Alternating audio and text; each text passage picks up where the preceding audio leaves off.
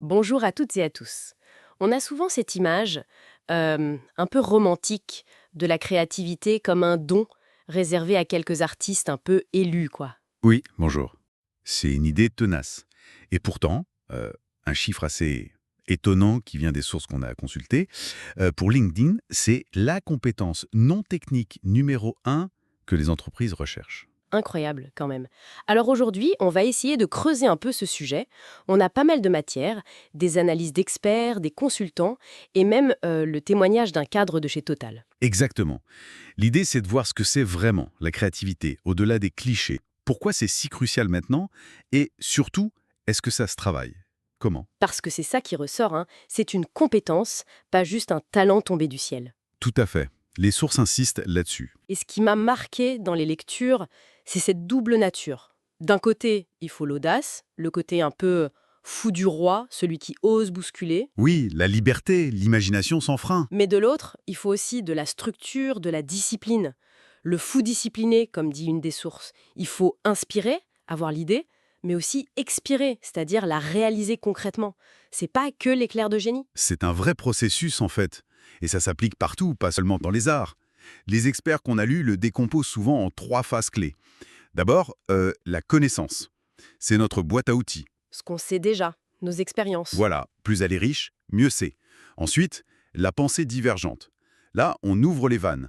On génère un max d'options, on explore sans jugement au début. Ah oui, la phase où tout part un peu dans tous les sens. Un des témoignages disait que c'était parfois dur en brainstorming de ne pas critiquer tout de suite. C'est un piège classique. D'ailleurs, certains suggèrent de réfléchir seul avant de mettre en commun pour que les idées aient le temps de mûrir un peu. Bonne astuce. Et la troisième phase alors? C'est la pensée convergente. Là, on revient, on analyse, on trie, on sélectionne la meilleure idée ou on combine des idées pour répondre aux problèmes posés. C'est la phase de choix, de synthèse. Diverger, puis converger. Je vois. Comme un avocat qui explore plein d'arguments, puis construit sa plaidoirie finale. Exactement, c'est le même mécanisme. Et en entreprise, son importance est vraiment soulignée partout dans nos sources. Oui, l'exemple de Total face à la transition énergétique est cité. Ils doivent innover bien au-delà de leur métier historique. Mais ça ne concerne plus que la L&D, c'est ça? Non, justement, c'est ça le point clé. Ça infise partout. Optimisation des processus, différenciation sur le marché, et même la motivation des équipes. Quand on leur donne un peu d'autonomie créative, ça change tout. Et apparemment, c'est crucial en temps de crise, comme le Covid. Absolument. Plusieurs experts le notent. Des boîtes ont dû se réinventer complètement, trouver des solutions inédites pour survivre. La créativité devient un outil d'adaptation vital. C'est plus juste sympa d'en avoir, c'est essentiel. D'accord. Alors, concrètement, comment on fait pour la cultiver, cette créativité? Les sources donnent des pistes? Oui, pas mal. D'abord, l'environnement de travail. Il faut un cadre clair, objectif, ressources, délais, mais laisser de la liberté sur le comment. Le rôle du manager est hyper important. Il doit approuver, soutenir et surtout plaiser. Instaurer un vrai droit à l'erreur. Ah, le fameux droit à l'erreur. Pour oser, il faut pas avoir peur de se planter. C'est fondamental. Et sur le processus lui-même, un conseil qui revient, ne pas vouloir résoudre trop vite. Laisser du temps pour la réflexion, pour la divergence justement, et transformer les critiques. Pas «c'est nul», mais «comment on pourrait l'améliorer» ou «tu proposes quoi d'autre?» C'est plus constructif, c'est sûr. Et la discipline personnelle dans tout ça? On a des exemples comme Stephen King, Goscinny. Oui, ça montre que créativité et méthode ne sont pas opposées. Au contraire. King, qui écrit 10 pages par jour, Goscinny avec ses horaires, la discipline aide à canaliser et à produire. Certains vont même jusqu'à suggérer d'aménager l'espace. Un coin pour brainstormer librement, un autre pour se concentrer et finaliser. Intéressant. Et l'état d'esprit alors? Le mental? Essentiel. Il faut oser. Oser dépasser ses peurs. Peur d'être jugé, peur d'échouer, peur de ne pas avoir d'idées. Et se nourrir de l'extérieur, faire de la veille, rencontrer des gens différents, faire des learning expeditions, comme on dit.